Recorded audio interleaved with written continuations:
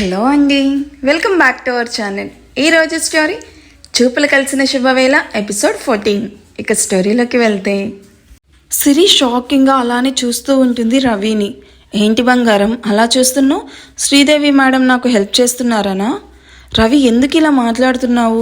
ఇలా ఎందుకు బ్యాడ్గా బిహేవ్ చేస్తున్నావు? సిరి, నేను బ్యాడ్గా కనిపిస్తున్నానా నీకు? అంటే నాలో ప్రేమ కనిపించడం లేదా నీకు?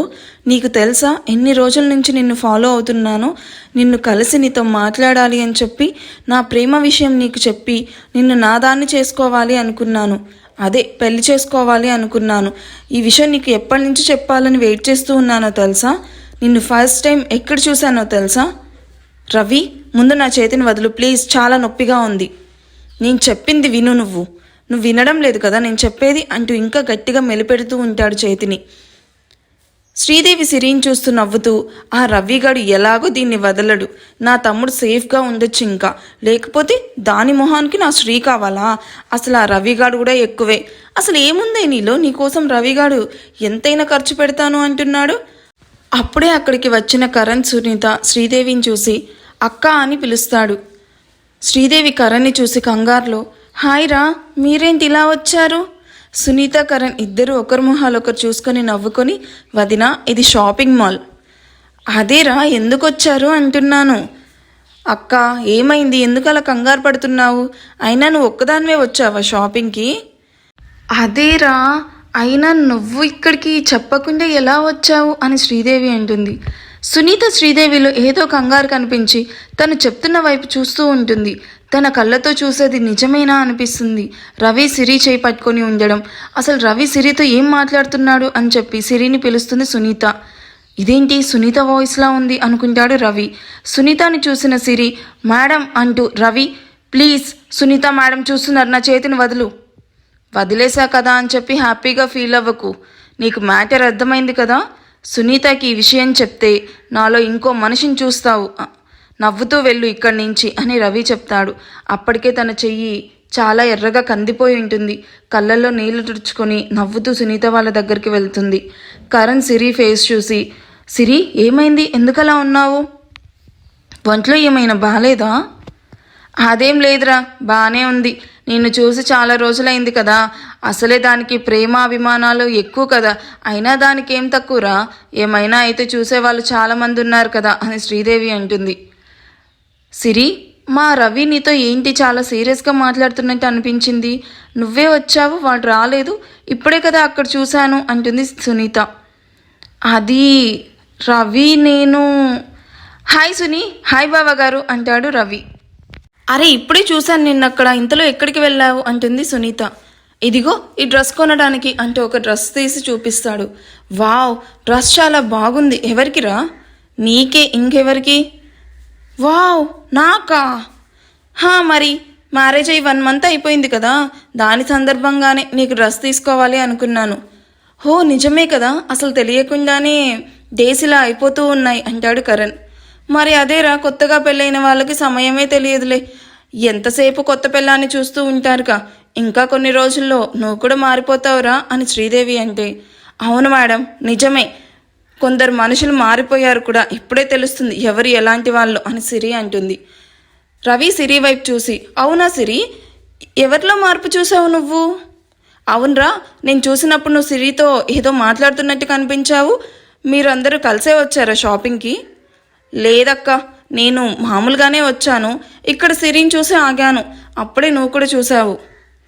మేము హనీకి డ్రెస్ తీసుకోవడానికి వచ్చాము, రేపు దాని బర్త్డే కదా అని శ్రీదేవి చెప్తే, సునీత నవ్వుతూ, మేం కూడా అందుకే వచ్చాం వదినా, కరణ్ చెప్పాడు రేపు హనీ బర్త్డే అని. ఓకే మేడం, నేను ఒక డ్రెస్ సెలెక్ట్ చేశాను చూడండి. అవునా, మరి అదే ప్యాక్ చేపిద్దాం సిరి అని కరణ్ అంటే, అది నా కూతురు డ్రెస్ రా, ఎలా ఉందో కూడా చూడవా? సిరి సెలెక్ట్ చేస్తే ఎలా ఉంటుందో నాకు బాగా తెలుసు, అది పర్ఫెక్ట్గా హనీకి సరిపోతుంది, తనకి కూడా నచ్చుతుంది. దీన్ని ఎలా ఇంట్లో నుంచి పంపించాలి? అసలు అందరికీ దీన్ని పొగడ్డం బాగా ఎక్కువైపోయింది అని మనసులో అనుకుంటూ, మంచిదిరా, నేను మాత్రం నా కూతురికి నాకు నచ్చిందే తీసుకుంటాను, అది సెలెక్ట్ చేసింది నువ్వే తీసుకో. ఓకే వదినా, నేను కూడా మీతో శారీస్ చూస్తాను, పదండి వెళ్దాం అంటుంది సునీత. బావా, మనం కూడా అలా వెళ్ళి కాఫీ తాగుదాం పదా, వాళ్ళ షాపింగ్ అప్పుడే అవ్వదులే. కరణ్ సార్ మీరున్నారు కదా, నేను ఇంటికి వెళ్ళిపోతాను అంటుంది సిరి. నువ్వు కూడా సారీ తీసుకో సిరి అని కరణ్ అంటే, లేదు సార్ నేను వెళ్ళాలి, అమ్మగారు త్వరగా వచ్చేయమని చెప్పారు. హో, నేను నిన్ను డ్రాప్ చేయనా అయితే అంటూ కన్ను కొడతాడు రవి. ఎందుకు, తనకి డ్రైవింగ్ వచ్చు, కార్లో వెళ్తుంది. అక్కడ నేను డ్రాప్ చేస్తానులే సిరి, నువ్వు కార్ తీసుకొని వెళ్ళు. హో అవునా అంటాడు రవి. లేదు సార్ నేను కార్ తీసుకొని వెళ్ళాను, శ్రీదేవి మేడం మళ్ళీ ఫీల్ అవుతారు, అది తన కార్ కదా, చెప్పకుండా ఎందుకు లేను సార్, నేను ఆటోలో వెళ్తాను. హబ్బా నువ్వే ఛాన్స్ ఇస్తున్నావుగా, థ్యాంక్స్ బంగారం అనుకుంటూ, అయ్యో ఎందుకు సిరి నేనున్నానుగా, రా బైక్లో వెళ్దాం అంటాడు రవి. కరణ్ నీ ఇష్టం సిరి అంటాడు. రవి మీరెందుకంటే ఇబ్బంది పడ్డం, ఇక్కడే సార్కి తోడుగా ఉండొచ్చు కదా, సార్ ఒక్కడే ఉన్నాడు కదా ఇక్కడ. నో ప్రాబ్లం సిరి, నేను అక్క సునీత వాళ్ళతో జాయిన్ అవుతాను. హో థ్యాంక్స్ బావా అని మనసులో అనుకుంటూ, సిరి వెళ్దామా? సిరిని బైక్ ఎక్కించుకుంటూ, చూసావా సిరి అన్నీ నాకు అనుకూలంగా ఉన్నాయి, ముందు చూసి డ్రైవ్ చేయి ఫస్ట్. ఎలా వీడికి బుద్ధి చెప్పాలి అని ఆలోచిస్తూ ఉంటుంది సిరి. ఏంటి బంగారం ఆలోచిస్తున్నావు, నేను మంచివాడినా కాదా అనా? నువ్వు ప్రేమిస్తే అంతా మంచిగా జరుగుతుంది, లేదు అంటే చూసావుగా నాలో ఉన్న ఇంకో రూపాన్ని, ఎలా అయినా నిన్ను నాదాన్ని చేసుకుంటాను, అందుకే మంచిగా చెప్తున్నాను విను, బుద్ధిగా నన్ను పెళ్లి చేసుకుని కాపురం చేసుకో, అప్పుడు నువ్వు ఆ రావు గారింట్లో పని చేయాల్సిన అవసరం కూడా ఉండదు, నువ్వు నేను ఉంటాం అంతే. అదే నేను కూడా ఆలోచిస్తున్నాను, మరి శ్రీకి ఏం సమాధానం చెప్పాలా అని చూస్తున్నాను. రవి వెంటనే బ్రేక్ వేసి, ఏంటి ఏమన్నావు, శ్రీనా?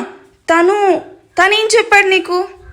అరే మీకు అన్నీ తెలుసు అనుకున్నానే, మీ శ్రీదేవి మేడం మీకేమీ చెప్పలేదా? ప్లీజ్ సిరి ముందు చెప్పు, అసలు విషయం ఏంటి, తనేం చెప్పాడో? అదే అచ్చం మీలాగే పెళ్లి చేసుకుంటాను అంటున్నాడు.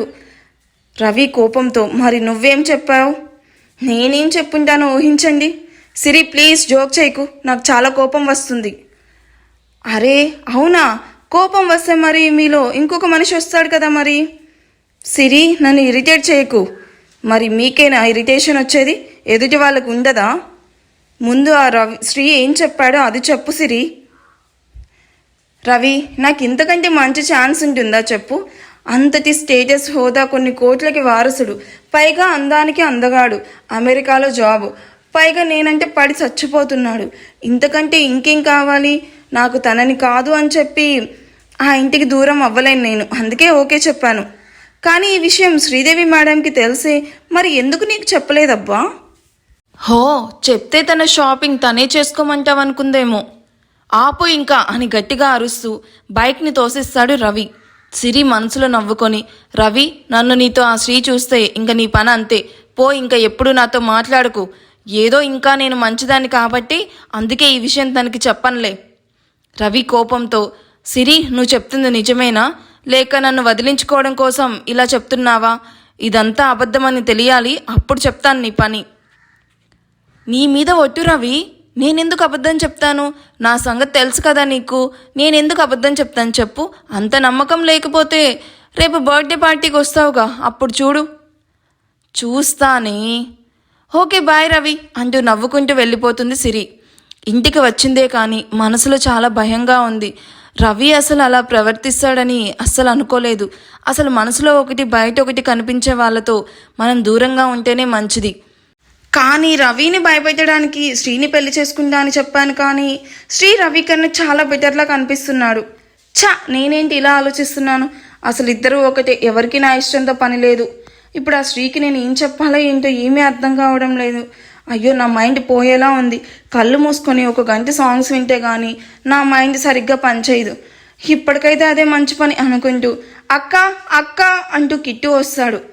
రారా మంచి టైంకి వచ్చావు, ఏమైందక్క, నీ కిట్టు ఉండగా నీకెందుకు భయం? అబ్బో మంచి హుషారుగా ఉన్నావుగా, ఏంటి సంగతి? అమ్మో అక్కతో ఇదే ప్రాబ్లము, ఎలా ఉన్నా ఏదో ఒకటి అంటూనే ఉంటుంది. అరే ఏంటి ఆలోచిస్తున్నావు?